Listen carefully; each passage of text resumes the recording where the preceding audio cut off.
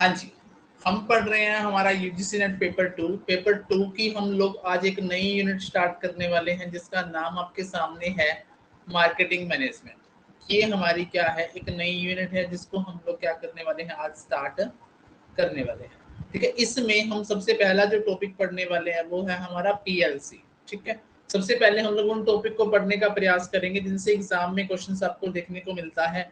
ठीक है, उसमें सबसे पहला टॉपिक हम लोग पढ़ेंगे प्रोडक्ट लाइफ साइकिल। ठीक है, प्रोडक्ट लाइफ साइकिल, एक प्रोडक्ट की जो लाइफ साइकिल होता है उसके बारे में हम लोग स्टडी करेंगे कि एक जो प्रोडक्ट होता है, आप सभी को पता है कि स्टार्टिंग में वो किस स्टेज में होता है, स्टार्टिंग से में वो इंट्रोडक्शन स्टेज में होता है। ठीक है, फिर वो ग्रोथ स्टेज में होता है, ग्रोथ से वो मैच्योर हो जाता है। ठीक है, फिर वो डिक्लाइन स्टेज में चला जाता है। इस तरीके से किस किस टाइम पे कौन कौन सी मार्केटिंग स्ट्रेटजीज हमें यूज करनी चाहिए। ठीक है, प्रोडक्ट लाइफ साइकिल क्या होता है, इंट्रोडक्शन स्टेज क्या होती है, ग्रोथ क्या होती है, मैच्योरिटी क्या होती है, किस किस टाइम पे कौन कौन सी मार्केटिंग स्ट्रेटजीज यूज की जानी चाहिए, किस किस स्टेज पे क्या क्या लेवल रहता है सेल्स का, ये हम लोग स्टडी करने वाले हैं। तो आइए स्टार्ट करते हैं। प्रोडक्ट लाइफ साइकिल को क्या कहता है, कहता द स्टेजेस, वो stages through which the individuals product develop over a period of time is known as product life cycle. कहता है कि वो स्टेज, वो अवस्था जिसमें एक इंडिविजुअल प्रोडक्ट, एक अकेला प्रोडक्ट डेवलप विकसित होता है over a period of time, यानी कि एक समय, एक पर्टिकुलर समय के दौरान एक प्रोडक्ट जिन अवस्थाओं में विकसित होता है एक समय में। ठीक है, एक प्रोडक्ट एक पर्टिकुलर टाइम पे, एक पर्टिकुलर प्रोडक्ट, ठीक है, जिन स्टेज जिन स्टेजेस में विकसित होता है, जिन स्टेजेस में विकसित होता है, जिन स्टेजेस में क्या होता है, डेवलप होता है, उसको हम लोग क्या कहते हैं, प्रोडक्ट लाइफ साइकिल कहते हैं। The product life cycle concept is derived from the fact that a given product's volume and revenue follow a typical pattern of four phases cycle. This life cycle is the representative factor of the existence of every product. ये क्या कहता है कि जो product life cycle concept है हमारा, वो कहाँ से पैदा हुआ है, वो एक गिवन प्रोडक्ट की वॉल्यूम, वॉल्यूम का मतलब क्या है, सेल, और दूसरा है हमारा रिवेन्यू, हमारी income. Follow pattern, typical pattern of four phases, मतलब हमारा जो प्रोडक्ट है, हमारे प्रोडक्ट की जो सेल है, वॉल्यूम है, और जो हमारा रिवेन्यू है, वो क्या करता है, वो typical pattern of four phases को फॉलो करता है। ठीक है, this life cycle is the representative, ये वाला जो लाइफ साइकिल होता है वो रिप्रेजेंटेटिव फैक्ट होता है of the existence of every product, यानी कि हर प्रोडक्ट की एग्जिस्टेंस, एवरी प्रोडक्ट है हमारा, जो भी प्रोडक्ट है उस प्रोडक्ट के सेल्स मतलब वॉल्यूम और रिवेन्यू, ये फोर फेसेस से होकर गुजरते हैं। और ये जो लाइफ साइकिल होता है किसी भी प्रोडक्ट के एग्जिस्टेंस होने की क्या बताता है, वो रिप्रेजेंट करता है। तो प्रोडक्ट लाइफ साइकिल क्या हुआ, एक पर्टिकुलर टाइम पीरियड में एक प्रोडक्ट जिन जिन स्टेजेस से होकर गुजरता है, उस स्टेजेस को हम लोग क्या कहते हैं, प्रोडक्ट लाइफ साइकिल कहते हैं। ठीक है, यहाँ पर एक दूसरी डेफिनेशन में हमें बता दिया कि हमारा प्रोडक्ट कितने फेजेस से होकर गुजरता है, फोर फेजेस से होकर गुजरता है। वो फोर फेजेस कौन कौन से हैं, इंट्रोडक्शन है, ग्रोथ है, मैच्योरिटी है और डिक्लाइन है। ये हमारे क्या है, फोर फेसेस हैं। और यही हमारे जो फोर फेसेस है, लाइफ साइकिल है, ये क्या करते हैं, ये रिप्रेजेंटेटिव के रूप में काम करते हैं, किसी प्रोडक्ट के एग्जिस्टेंस होने के रिप्रेजेंटेटिव के रूप में काम करते हैं। कहता है if we plot a graph of sales volume versus time for a, generally the PLC represents a bell shaped और एस शेप्ड कर्व। कहता है कि अगर आप एक तरफ क्या रखें, सेल्स रखें, एक तरफ आप टाइम रखें, यानी कि टाइम के अकॉर्डिंग सेल्स का कर्व बनाएं, वो कैसी शेप का बनेगा, वो एस शेप का बनेगा या फिर वो बेल शेप्ड का बनता आपको दिखाई देगा। फोर फेसेस या फोर स्टेजेस कौन कौन सी हैं, पहली स्टेज आपकी इंट्रोडक्टरी है, दूसरी आपकी ग्रोथ है, तीसरी आपकी मैच्योरिटी है, चौथी आपकी क्या है, डिक्लाइन। ये हमारी फोर स्टेजेस है। ठीक है, अब हमें पढ़ना है कि इंट्रोडक्शन स्टेज पर किसी चीज की क्या कंडीशन होती है। फॉर एग्जाम्पल सबसे पहला है कि सेल कैसी होती है, सेल लो होती है। कॉस्ट कैसी होती है, इंट्रोडक्टरी, क्योंकि स्टार्टिंग में हमने क्या करना है, अपने प्रोडक्ट को मार्केट में लॉन्च कर रहे हैं। तो लॉन्चिंग के टाइम पे क्या होगा कि हम लोग ये सोच रहे होंगे कि यार प्रोडक्ट एक बार मार्केट में रन कर जाए, बेशक घाटा लगे हमें, पर तो अगर कस्टमर को पसंद आ गया तो हम उससे प्रोडक्ट से क्या कर लेंगे, आगे से अर्निंग कर लेंगे। तो पहला जो पॉइंट है हमारा सेल का, सेल क्या होती है, लो होती है। कॉस्ट कैसी होती है, हाई कॉस्ट पर कस्टमर, हर कॉस्ट की जो कस्टमर पड़ती है हमें महंगी पड़ती है। प्रॉफिट क्या होता है, नेगेटिव होता है, स्टार्टिंग में कोई प्रॉफिट नहीं होता। मार्केटिंग के ऑब्जेक्टिव क्या होते हैं, यानी कि स्टार्टिंग में हमारा ऑब्जेक्टिव क्या होता है, प्रोडक्ट की अवेयरनेस क्रिएट करना और लोगों को ट्रायल देना। इस दौरान आप क्या करते हैं, सैंपल के रूप में भी प्रोडक्ट बांटते हैं, तो फ्री में भी बांटेंगे। प्रोडक्ट कैसा होगा, एक प्रोडक्ट कैसा होगा, बेसिक प्रोडक्ट होगा, ठीक है। प्राइस कैसा होगा, कॉस्ट प्लस, थोड़ा सा कॉस्ट प्लस, जितना काम चल जाए। डिस्ट्रीब्यूशन कैसा होगा, सिलेक्टिव डिस्ट्रीब्यूशन होगा, ठीक है। एडवर्टाइजिंग में क्या करेंगे, प्रोडक्ट अवेयरनेस फैलाएंगे, ठीक है। अर्ली अडॉप्टर और डीलर के बीच में बिल्ड करेंगे प्रोडक्ट की अवेयरनेस, यानी कि लोगों को स्टार्टिंग में क्या करेंगे, जागरूक करेंगे, ठीक है। अभी इस जागरूकता का एग्जांपल मैं आपको दूं,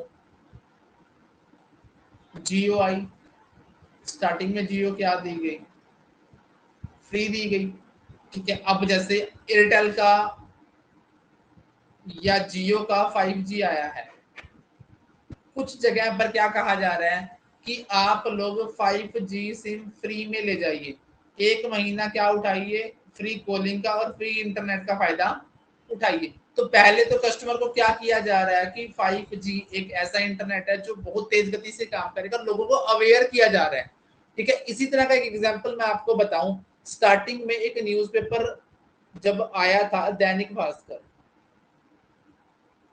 इसकी इंट्रोडक्टरी स्टेटस में क्या था, ये लोगों के घर घर पहुंचाया गया था अपने आप। हाँ जी, आप पढ़ के इसको देखिए, इसका आपसे हम कोई चार्ज नहीं ले रहे, बस इतना काम कर दीजिए कि एक ही, अगर आपको जिस अखबार के बारे में कुछ भी लगे तो ये फॉर्म भर के हमें सबमिट करवा दीजिए। तो इंट्रोडक्टरी स्टेज में था, तो इंट्रोडक्टरी स्टेज में क्या पढ़ रही थी, जो कॉस्ट पढ़ रही थी प्रोडक्ट की, सेल लो थी, पर कस्टमर क्या पढ़ रही थी, कॉस्ट महंगी पढ़ रही थी, ठीक है। सिलेक्टिव डिस्ट्रीब्यूशन था, कुछ सिलेक्टेड एरियाज में डिस्ट्रीब्यूशन था।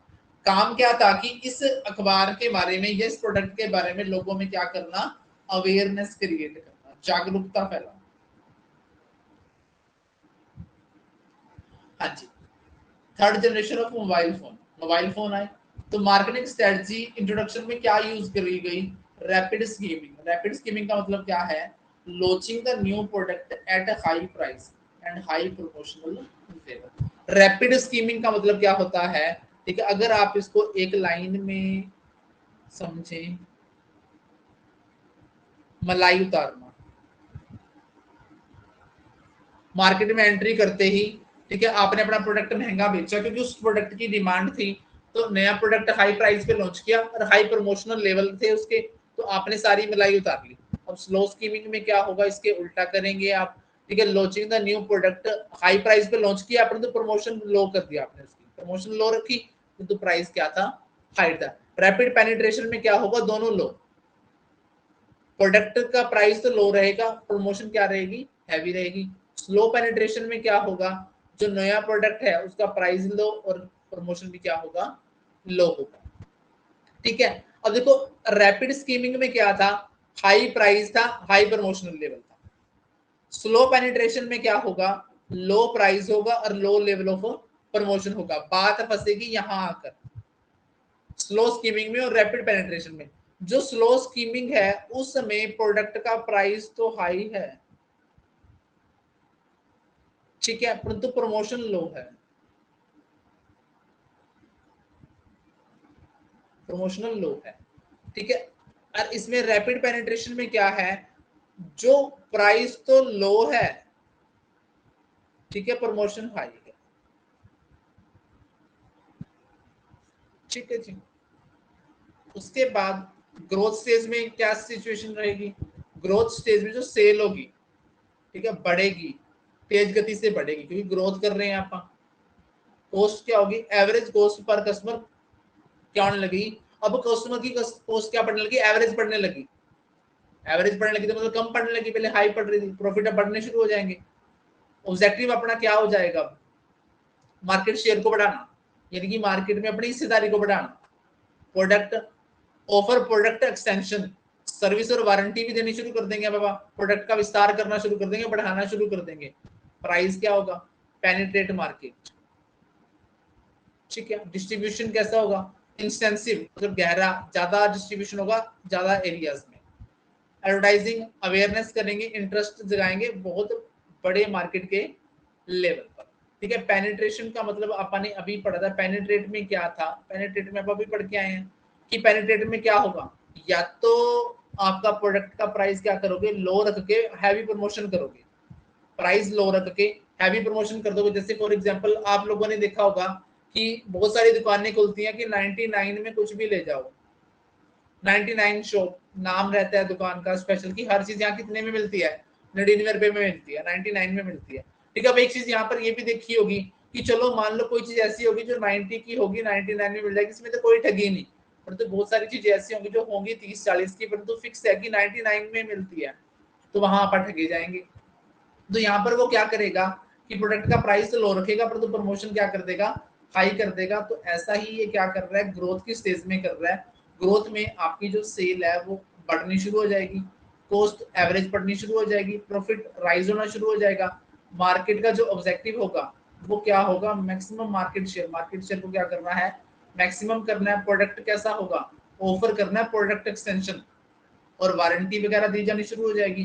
प्राइस क्या होगा, प्राइस टू पेनिट्रेट, मार्केट को पेनिट्रेट करने वाला प्राइस आप डालेंगे भी, प्राइस ज्यादा सॉरी लो रखेंगे और क्या करेंगे, प्रमोशन ज्यादा कर देंगे। इंटेंसिव डिस्ट्रीब्यूशन होगा, ठीक है, अवेयरनेस फैलाएंगे, मैस मार्केटिंग। हम मार्केट स्ट्रेटजी कौन सी यूज करेंगे, प्रोडक्ट की क्वालिटी को इंप्रूव करेंगे, नया प्रोडक्ट फीचर ऐड करेंगे और स्टाइल ऐड करेंगे, क्योंकि ग्रोथ स्टेज में आपका प्रोडक्ट क्या कर गया है, रन करने लग गया है। तो अब आप क्या करोगे, अपने प्रोडक्ट की क्वालिटी में क्या करोगे, इंप्रूवमेंट लेके आओगे और नई फीचर ऐड करोगे, स्टाइल ऐड करोगे, ठीक है, नए मॉडल लेके आओगे, चीजों के डिफरेंट साइज में लेके आओगे, कलर में लेके आओगे, शेप्स में लेके आओगे, ठीक है। नई मार्केट सेगमेंट, सेगमेंट होता है टुकड़ा, नई मार्केट के सेगमेंट में एंट्री करेंगे, डिस्ट्रीब्यूशन कवरेज बढ़ाएंगे, नए डिस्ट्रीब्यूशन चैनल ढूंढेंगे। पहले आप क्या कर रहे थे, पहले आप सिर्फ ये लगा लो कि सेल्समैन के थ्रू मार्केटिंग कर रहे थे, अब आप एडवर्टाइजमेंट के थ्रू भी मार्केटिंग करने लग जाओगे, ठीक है। प्रोडक्ट अवेयरनेस से आप कहाँ शिफ्ट कर जाओगे, प्रोडक्ट प्रेफरेंस एडवर्टाइजिंग,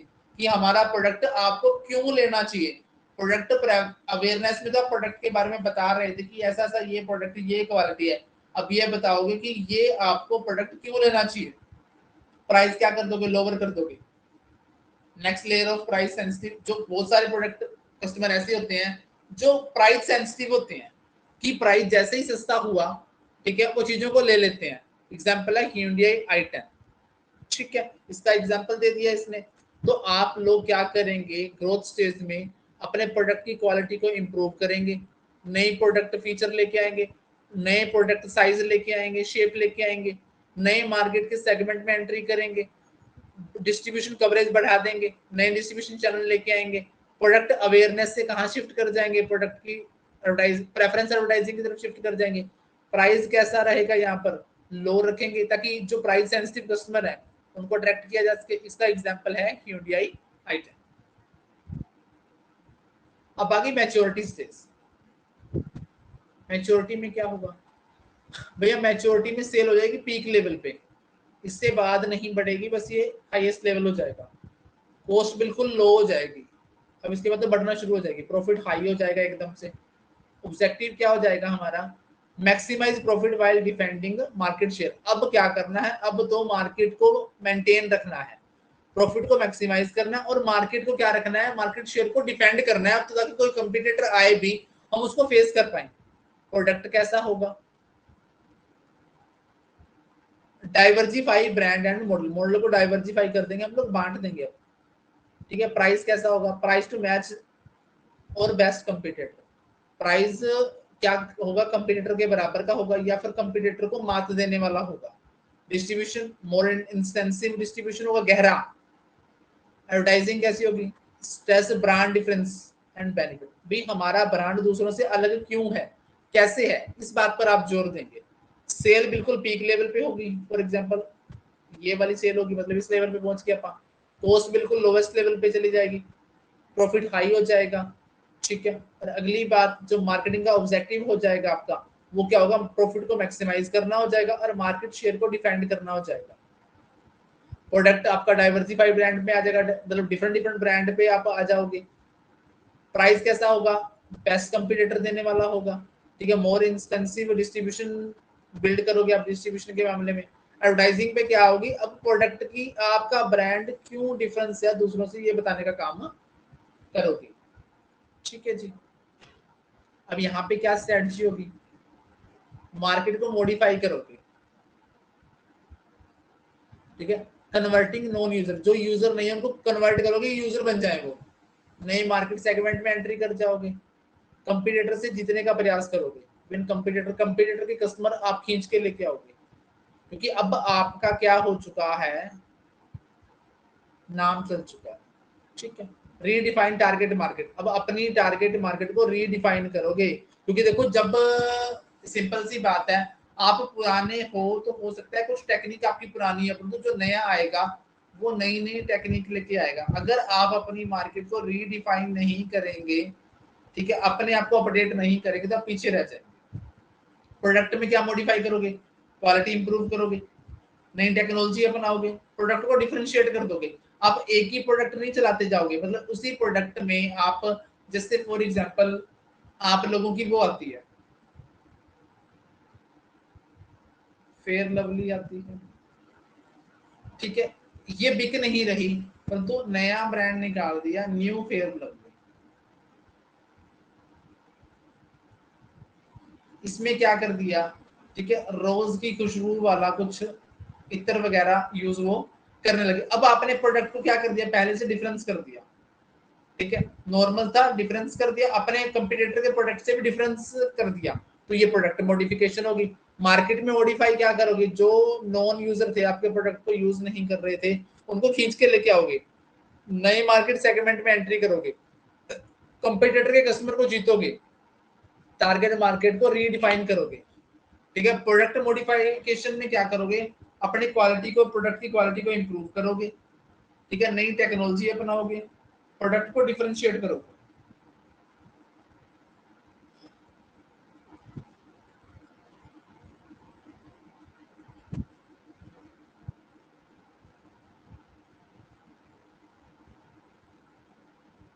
हाँ जी, उसके बाद क्या है, डिक्लाइन स्टेज। अब आप बिल्कुल गए नीचे, अब सारा कुछ नीचे जाने वाला है, डिक्लाइन, ठीक है। सेल क्या हो जाएगी, डिक्लाइन, कॉस्ट अभी लो रहेगी फिलहाल, प्रॉफिट कम हो जाएंगे, जैसे जैसे आपके प्रॉफिट कम रहेंगे सेल कम होती जाएगी, तो ये क्या हो जाएगी, कॉस्ट आपकी बढ़ना शुरू हो जाएगी। ऑब्जेक्टिव क्या हो गया, अपना वो ऑब्जेक्टिव हो गया कि मार्केट में खर्चे कम करने हैं, ठीक है, क्योंकि अपने पास अब सेल नहीं रही, सेल नहीं रही तो इनकम नहीं रही, इनकम नहीं रही तो भैया खर्चे पूरे नहीं होंगे। प्रोडक्ट क्या होगा, अब तो वीक आइटम कहलाएगा हमारा प्रोडक्ट, क्योंकि मार्केट के ट्रेंड से बाहर हो गया, प्राइस कम करना पड़ेगा। डिस्ट्रीब्यूटर सिर्फ अनप्रॉफिटेबल जो आउटलेट्स थे उसको हटा देंगे, उन एरियाज में सिर्फ काम करेंगे, ठीक है, जहां हमारे प्रोडक्ट की डिमांड फिलहाल बनी हुई है। जो अनप्रॉफिटेबल आउटलेट्स हैं, जैसे फॉर एग्जांपल मैं कहूं कि नाइकी एक ब्रांड है, ठीक है, एक आदमी है, ठीक है, जिसने कई सिटीज की फ्रेंचाइजी ले रखी है। फॉर एग्जांपल मैं कहूं मेरे सिटी की टोहाना की, ठीक है, मैं कहूं कि एक सिटी पंजाब की, फॉर एग्जांपल पटियाला की, ठीक है, मैं एक सिटी कहूं कि चंडीगढ़ की, मैं एक कहूं कि दिल्ली की, ठीक है। देखो मेरा शहर है एक छोटा शहर, तो आपको पता है कि अदर सिटीज के कंपैरिजन में, पटियाला चंडीगढ़ दिल्ली के कंपैरिजन में, यहाँ जो ब्रांड की डिमांड होगी ड्यू टू छोटी सिटी, ठीक है, ये क्या होगी, कम होगी। देखो ऐसा नहीं कि हमारे यहाँ के लोग ब्रांड नहीं डालते होंगे, परंतु एक कहावत है, घर की मुर्गी दाल बराबर। उनको लगता होगी यार यहाँ पे तो ये नाइकी वाला वास्तव में असली नाइकी नहीं बेच रहा हो सकता है, ठीक है, किसी बड़ी सिटी से खरीद के लेके आएंगे, फॉर एग्जाम्पल पटियाला से लेके आएंगे, चंडीगढ़ से लेके आएंगे, हिसार से लेके आएंगे, लेके वही प्रोडक्ट आएंगे, परंतु यहाँ पर इसका जो आउटलेट था वो काम नहीं कर रहा। तो उसके दिमाग में आया कि यार अब देखो नाइकी का शोरूम होगा, ऐसा तो है नहीं छोटी सी दुकान में खुलेगा, कम से कम 20-30 हजार रुपए महीने का किराए पे शोरूम होगा, ठीक है, जो वर्कर रखे होंगे उनका खर्चा पड़ेगा, यानी कि ये लगा लो कि 60,000 to 70,000 तो उसका महीने का खर्चा हो जाएगा। अब ये आउटलेट काम नहीं कर रहा, डिमांड नहीं दे रहा, तो वो आदमी क्या करेगा, जिस आउटलेट से उसकी डिमांड नहीं आ रही होगी उसको क्या कर देगा, वो क्लोज कर देगा। इस बात का ये मतलब है एडवर्टाइजिंग। अब आपको एक प्रोडक्ट तो बिक नहीं रहा, सेल डिक्लाइन हो गया, लोग उसको पसंद नहीं कर रहे, तो आप reduce to level needed to retain hardcore loyal customer. अब सिर्फ वो लोग जो आपके नाम का ब्रांड ही खरीदना चाहते हैं, ठीक है, उन्हीं कस्टमर तक एडवर्टाइजमेंट पहुंचाने का प्रयास करेंगे। ये आपको पता चल जाएगा कि किस एरियाज में डिमांड है, किस में नहीं है। अब आप एडवर्टाइजमेंट पर ज्यादा खर्च नहीं करेंगे, रिड्यूस कर देंगे, reduce to level needed to retain सिर्फ हार्डकोर जो लॉयल कस्टमर है, ठीक है, जिससे फॉर एग्जांपल आप कहीं भी जाएं, ठीक है, हम तो कहेंगे यार हमें तो यही वाली ब्रांड के शूज चाहिए, ठीक है, हमें तो इसी की क्या चाहिए, अरमानी की ही गॉगल चाहिए, ठीक है, ये ब्रांड लॉयल कस्टमर्स है। ठीक है, एक चीज आप लोगों ने देखी होगी कि हम लोग मोस्ट ऑफ द फैमिली में कहते हैं यार चप्पल तो कौन सी लेके आनी है, बाटा की लेके आनी है या फिर रिलैक्सो की लेके आनी है, ठीक है, तो इसका मतलब क्या है, हम ब्रांड लॉयल हैं। बेशक उसकी एडवर्टाइजमेंट नहीं आ रही कोई, हम क्या है, उसके ब्रांड लॉयल हैं, हमें ये ब्रांड अच्छा लगता है। तो इस दौरान क्या स्ट्रेटजी होनी चाहिए, market strategy used in decline stages में क्या करेंगे, increase the given firm investment to dominate the market और strengthen its competitive position. Market में अपनी पोजीशन को मजबूत करने के लिए फर्म क्या कर देगी, अपनी इन्वेस्टमेंट बढ़ा देगी ताकि वो मार्केट को डोमिनेट कर पाए। भी देखो ज्यादा पैसा खर्च करने वाली फर्म क्या करेगी, हो सकता है कि कम पैसा खर्च करने वाली फर्म को डोमिनेट कर जाए। Maintaining the given firm investment level until the uncertainties about the industry are resolved। भाई जब तक आपकी इंडस्ट्री से संबंधित जो अनिश्चितताएं हैं, अनसर्टेनिटीज हैं, वो खत्म नहीं हो जाती, तब तक आप जो करंट लेवल ऑफ इन्वेस्टमेंट है उसको मेंटेन रखेंगे ताकि मार्केट में करंट लेवल ऑफ जो इन्वेस्टमेंट है वो मेंटेन रहे। Investment decrease the firm's investment selectively by dropping unprofitable जो कस्टमर ग्रुप है उसको क्या कर देंगे, ड्रॉप कर देंगे। जैसे फॉर एग्जांपल मैं कहूं कि एक ऐसा ब्रांड है जो मैन, विमेन, चिल्ड्रन सबके क्लॉथ बनाता है, परंतु उसने देखा कि यार जो बच्चों के क्लॉथ की डिमांड ही नहीं है हमारी इस ब्रांड की, ठीक है, तो वो क्या कर देंगे, इस साइज के जो अनप्रॉफिटेबल कस्टमर थे इसको ड्रॉप कर देंगे, इसका प्रोडक्ट नहीं बनाएंगे, इसकी एडवर्टाइजमेंट नहीं करेंगे, तो बहुत सारा खर्चा यहाँ पे बच जाएगा। वो इसकी इन्वेस्टमेंट किस पे कर लेंगे, मैन वुमेन के कपड़ों पे कर लेंगे, while simultaneously strengthening the firm investment in the niche segment। निच सेगमेंट हम लोग आगे जाके पढ़ेंगे, किसी पर्टिकुलर ग्रुप पर फोकस करना निच सेगमेंट कहलाता है। तो ये क्या कहता है कि जो अनप्रॉफिटेबल कस्टमर ग्रुप है उसको छोड़ दो और उस पार्ट को मजबूत करने का प्रयास करो। निच सेगमेंट मतलब पर्टिकुलर पार्ट ऑफ ग्रुप को, कस्टमर को ऊपर मजबूत करने का प्रयास करो। Harvesting the firm investment to recover cash quickly. अब फर्म को क्या करना चाहिए, फर्म जा रही है डिक्लाइन में, तो ऐसा काम करना चाहिए कि फर्म के जो क्या बोलते हैं इन्वेस्टमेंट है उसको रिकवरी जल्दी हो कैश की, ऐसा काम करने का प्रयास करना चाहिए।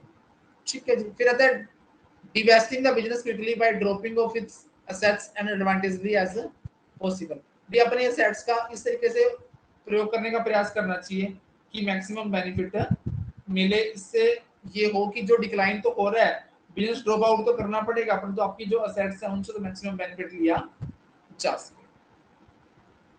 अब पीएलसी जो कंसेप्ट है हमारा वो किस पर बेस्ड है, ठीक है, वो बेस्ड है हमारा कुछ अजम्पशंस पर। अजम्पशन का मतलब होता है मान्यताएं, ऐसी चीजें जो हम मान के ही चलते हैं, एडवांस में मान के चलते हैं, उसको बोलते हैं मान्यताएं। अब ये क्या कहता है, पहली बात क्या कहता है कि not all product introduced in the market essentially pass through all stages. कहता है कि जो भी प्रोडक्ट मार्केट में एंटर कर गया जरूरी नहीं कि वो सारे ही सारे स्टेजेस क्रॉस करे।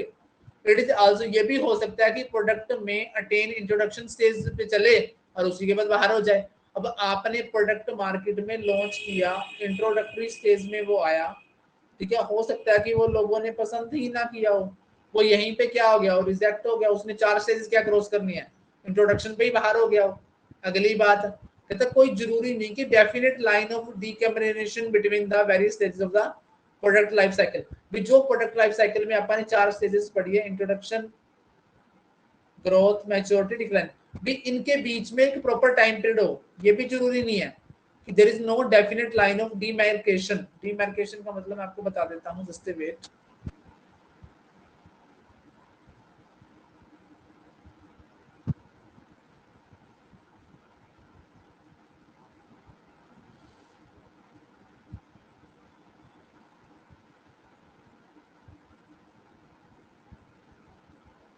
डीमार्केशन का मतलब होता है सीमांकन, सीमा, मतलब कोई पर्टिकुलर सीमा नहीं है कि वो इसी सीमा के बीच में ही ये वाला फेस आएगा, इंट्रोडक्शन इतने टाइम चलेगा, ग्रोथ इतने टाइम चलेगी, मैच्योरिटी इतने टाइम, डिक्लाइन इतने टाइम, ये कोई जरूरी नहीं है। कहता है at the same time A product may be in different stages of life cycle in the different segment of the market. Market के अलग अलग पार्ट में एक प्रोडक्ट डिफरेंट स्टेजेस में हो सकता है। फॉर एग्जाम्पल याद कीजिए, हम लोगों ने जब वो पढ़ी थी, आईबी पढ़ी थी, तो उसमें एक थ्योरी पढ़ी थी, international product life cycle theory. ठीक है, अपन ने एग्जांपल लिया था मारुति 800 का। हमारे यहाँ मारुति 800 क्या है, डिक्लाइन स्टेज में है, परंतु आपने इसको नेपाल भेज दिया था, नेपाल में वो क्या थी, इंट्रोडक्टरी स्टेज में थी। तो हो सकता है कि एक ही प्रोडक्ट अलग अलग सेगमेंट में क्या हो, अलग अलग स्टेजेस पर हो। फॉर एग्जाम्पल प्रोडक्ट कंसर्न में be in the introduction stage in the Asian market में, वो स्टेज में है, while decline in the western countries. अब देखो एक चीज देखो, आपको ये पता है कि जो चीज फॉरेन में आती है, ठीक है, इंडिया में वो बाद में आती है। अब एक चीज देखिए, वहां पर फॉरेन में वो चीज क्या होती है, डिक्लाइन स्टेज में होती है, ठीक है, परंतु वो इंडिया में आई है तो इंडिया में वो किस स्टेज पे है, इंट्रोडक्टरी स्टेज पे है। तो ऐसा हो सकता है कि एक ही प्रोडक्ट डिफरेंट डिफरेंट स्टेजेस में हो, डिफरेंट डिफरेंट लाइन सेगमेंट में। फिर कहते हैं कि time span of each stage, हर जो स्टेज है उसका टाइम स्पैन है जो, ठीक है, रिस्पेक्ट ऑफ ईच प्रोडक्ट में भी वेरी, अलग अलग हो सकता है। हर प्रोडक्ट का जो टाइम स्पैन होता है, हर प्रोडक्ट का जो टाइम स्पैन होता है वो अलग अलग हो सकता है। एक प्रोडक्ट में एक्सपीरियंस कुछ लंबे समय तक ग्रोथ में रह सकते हैं, ठीक है, कुछ मैच्योरिटी में सॉरी शॉर्ट स्टेज में मैच्योरिटी में रह सकते हैं। तो बहुत से प्रोडक्ट ऐसे होते हैं जो अलग अलग स्टेजेस पर अलग अलग टाइम पीरियड बिताते हैं, अलग अलग सेगमेंट में अलग अलग स्टेजेस में हो सकते हैं। कोई टाइम गैप की पाबंदी नहीं है कि इस सीमा तक इस स्टेज में रहेगा, इस सीमा तक इस स्टेज में रहेगा। और जरूरी नहीं कि सारे के सारे प्रोडक्ट 4 की 4 फेजेस पास करते हो, कोई इंट्रोडक्टरी स्टेज में भी बाहर हो सकता है।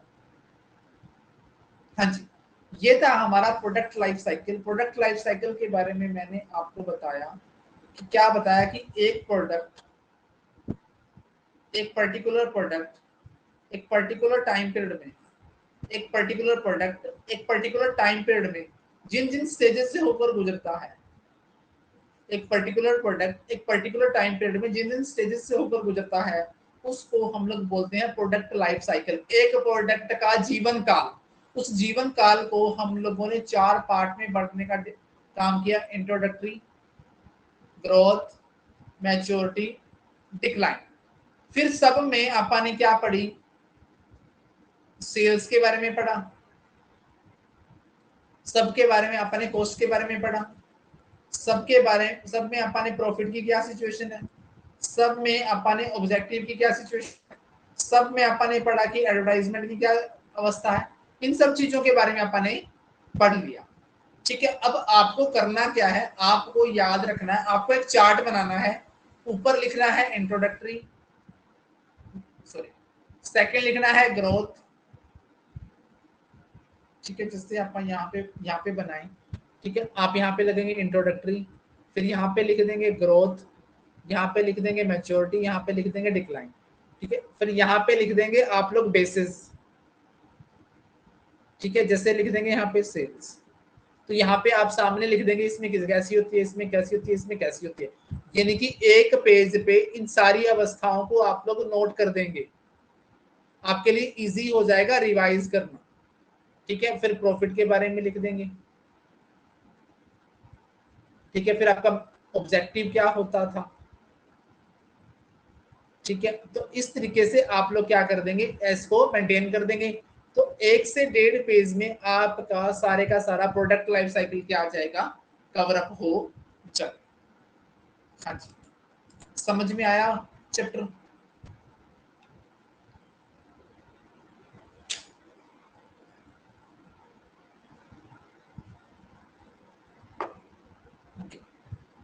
नेक्स्ट चैप्टर आज करना है या कल करना है? नेक्स्ट चैप्टर रहेगा हमारा न्यू प्रोडक्ट डेवलपमेंट। ये भी अच्छे लेवल का चैप्टर है, इसमें से भी सवाल बनता है।